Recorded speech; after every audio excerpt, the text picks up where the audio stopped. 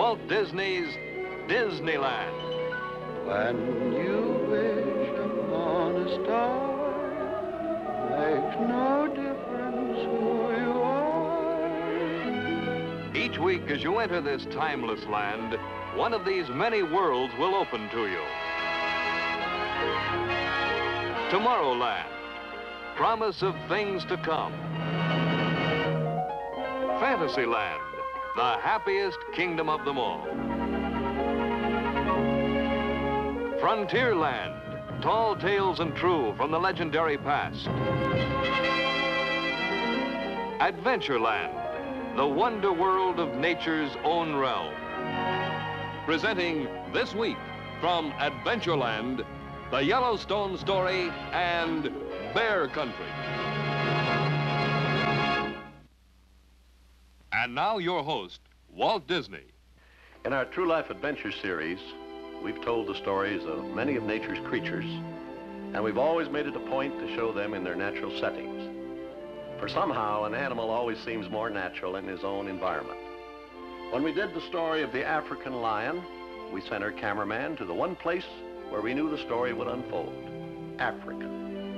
When we told the biography of the beaver, we went on location to the actual spot where the beaver built his dams. For the story of the American black bear, we went to his natural habitat. Now, the story we found there was called simply Bear Country. Later in the program, we'll present the uncut theatrical version of Bear Country. But first, we'd like to take you to the bear's home grounds for another story we found there. Actually, Bear Country was Yellowstone Park. And while filming our True Life adventure, we came upon some interesting background material, the story of the park itself. And now, as a prologue to our story of the bears, we present the Yellowstone story. And here to tell it is our True Life writer and director, James Alger.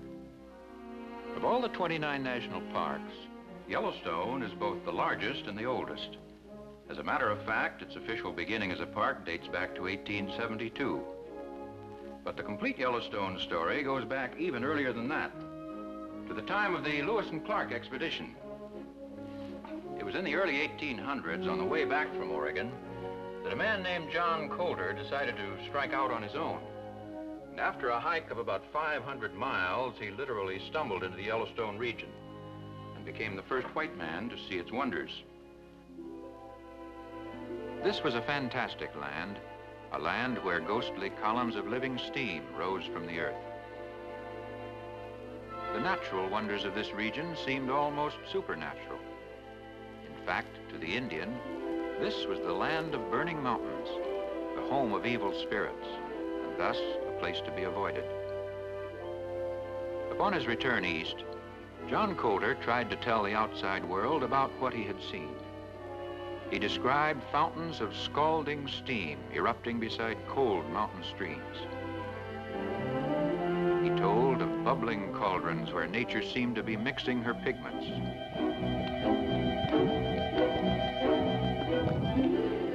He spoke of springs of boiling water, but to no avail.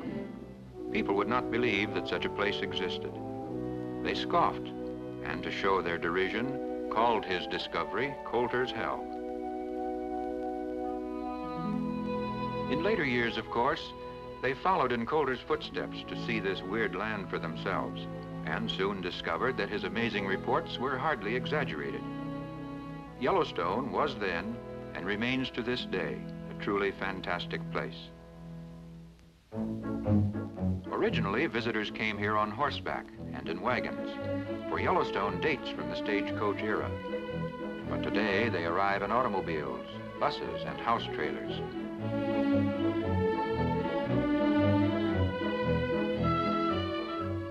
The scenic highlights of Yellowstone are connected by the Grand Loop Highway, and all attractions are accessible by car.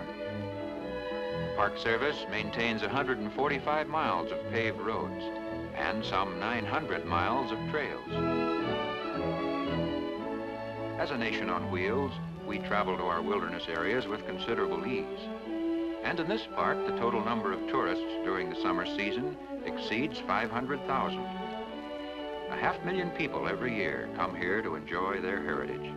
A national recreation ground preserved and protected by the National Park Service.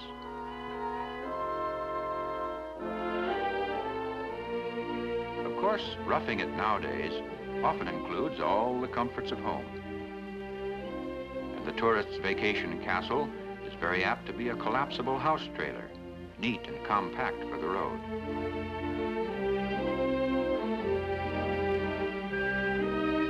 When it is finally erected, it contains sleeping accommodations for 4 people. Or perhaps an inflatable tent takes care of the shelter problem.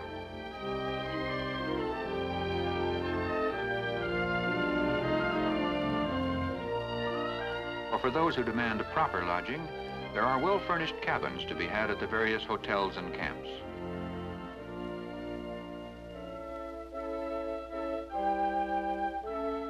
The geysers are the star attractions of this park, and there are some 3,000 of them located in 6 different natural basins.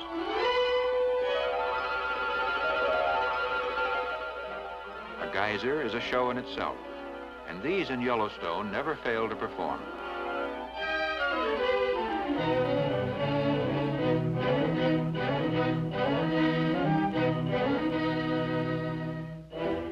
A geyser is actually a hot water volcano, and sometimes, to the consternation of the visitor, the warm mists fall much too close for comfort.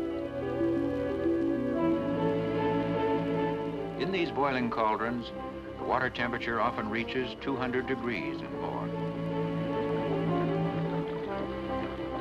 At this altitude, this is the approximate boiling point, and thus these waters are always so near to boiling that it takes only a gentle stirring to start them bubbling. A placid pool is the exception, but a few do remain undisturbed. This is the famous Morning Glory Pool, a hot spring whose waters are so clear that its subterranean sources can be seen. But among the volcanic wonders of Yellowstone, one geyser is the most amazing of all. This, of course, is Old Faithful. True to its name, it erupts every hour, and its performance attracts great crowds. There is one view, however, that few people ever see close up, the geyser's actual mouth. Through this small opening pass 10,000 gallons of water each time it erupts. Before each performance, the camera fans make last-minute preparations. Check f-stop, shutter speed, color temperature. Everything must be just right for the picture to show the folks back home. The interval between eruptions has occasionally varied from 45 minutes to an hour and a half, but generally it's an exact 65 minutes, and in all the years since its discovery, Old Faithful has never been known to miss its schedule. Soon, right on time, a mysterious rumbling is heard deep in the earth.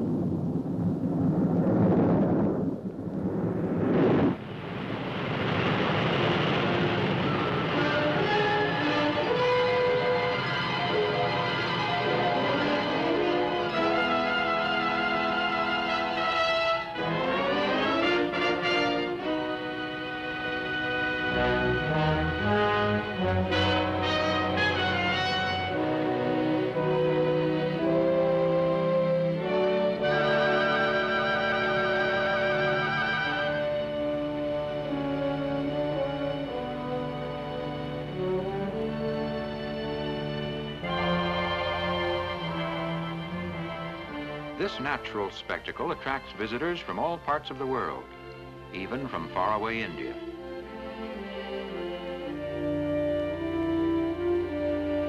It remains a truly fantastic phenomenon in this fantastic place called Yellowstone.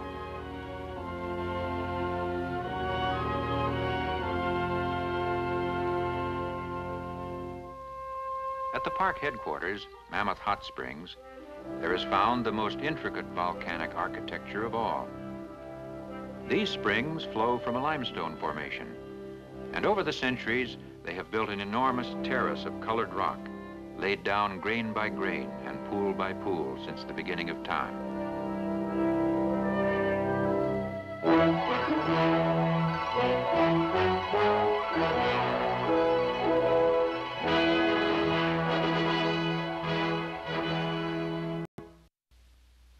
its northward journey to join the Missouri, the Yellowstone River has carved out a great gorge. Here is revealed the yellow rock that gives both the river and the park its name. And here, rivaling the Grand Canyon of the Colorado, is the Grand Canyon of the Yellowstone.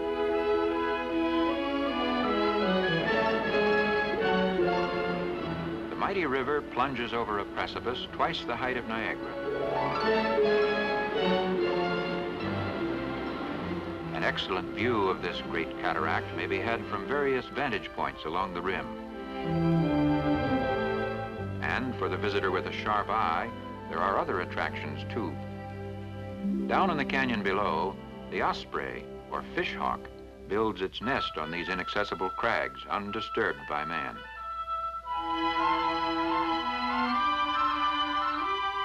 For this skillful catcher of fish, the neighborhood provides a bountiful fishing ground. And many a good-sized trout is brought home to the young.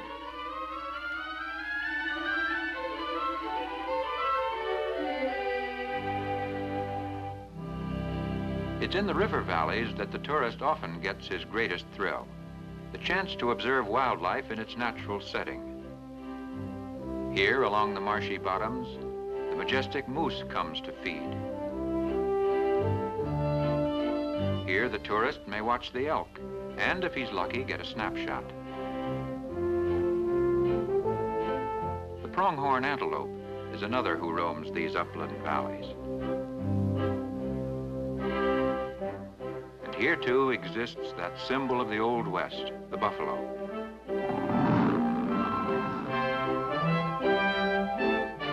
Under government protection, the ancient herds have staged a comeback from the very edge of extinction.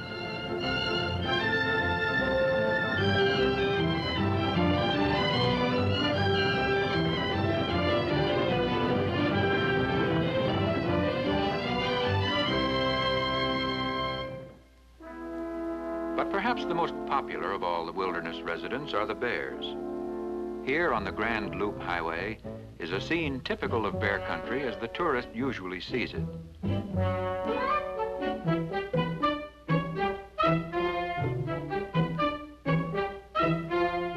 For most travelers, this personal contact with Mr. Bruin becomes a highlight of their visit. Indeed, the bears are so entertaining and their antics so nearly human, it's easy to forget that they are in reality wild animals and potentially dangerous.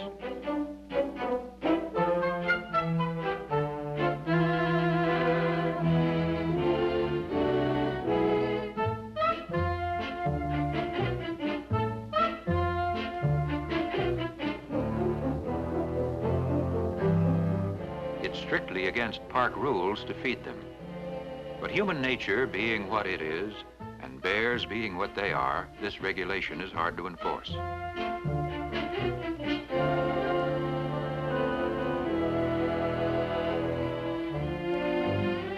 The one tourist not interested in a closer look is the family dog.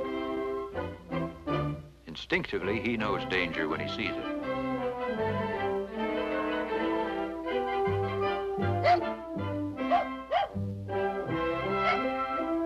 In his zeal for a souvenir picture, the tourist sometimes makes the mistake of getting between a mother bear and her cub.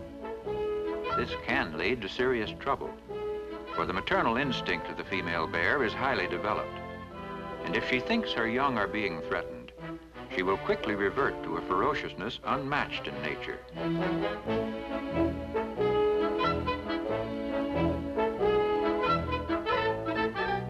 But in spite of all rules and regulations, the public will insist upon visiting with the bears.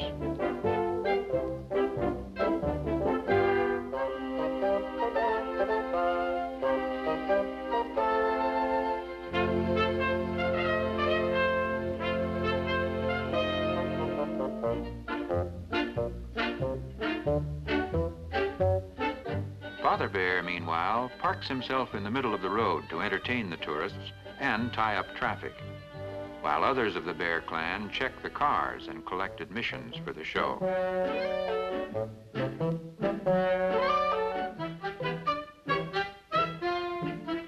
This roadside encounter with the bears will be good for many a retelling back home. And it is often the visitor's favorite memory of bear country.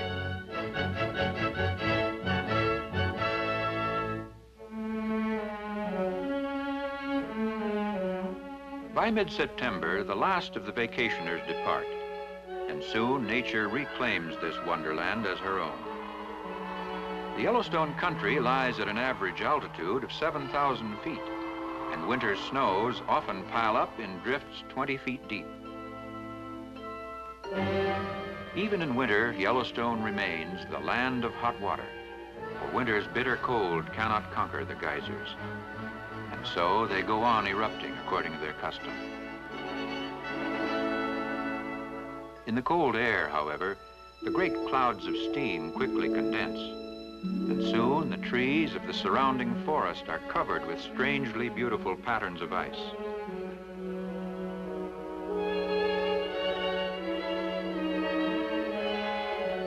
Thus, in winter, as all the rest of the year, this land remains a fairyland where strange things continue to happen in strange ways. And in her vast wilderness laboratory, nature will go on creating her fascinating mysteries for as long as time shall last, and for as long as man shall leave her work untouched.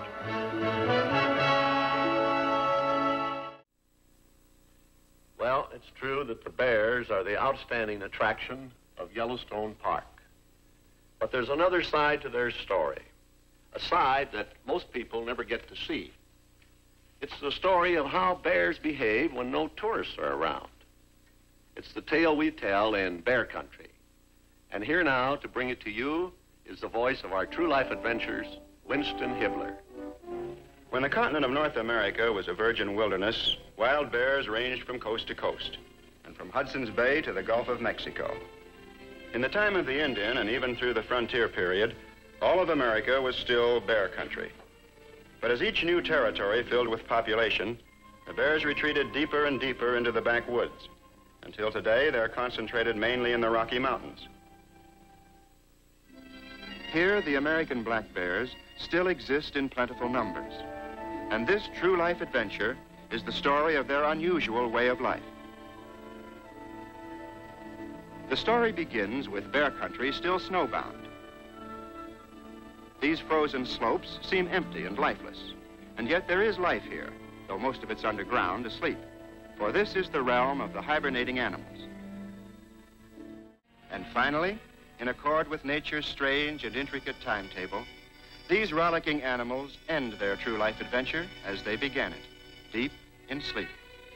A long, tranquil slumber that will continue undisturbed until the time of easy living comes again to bear country.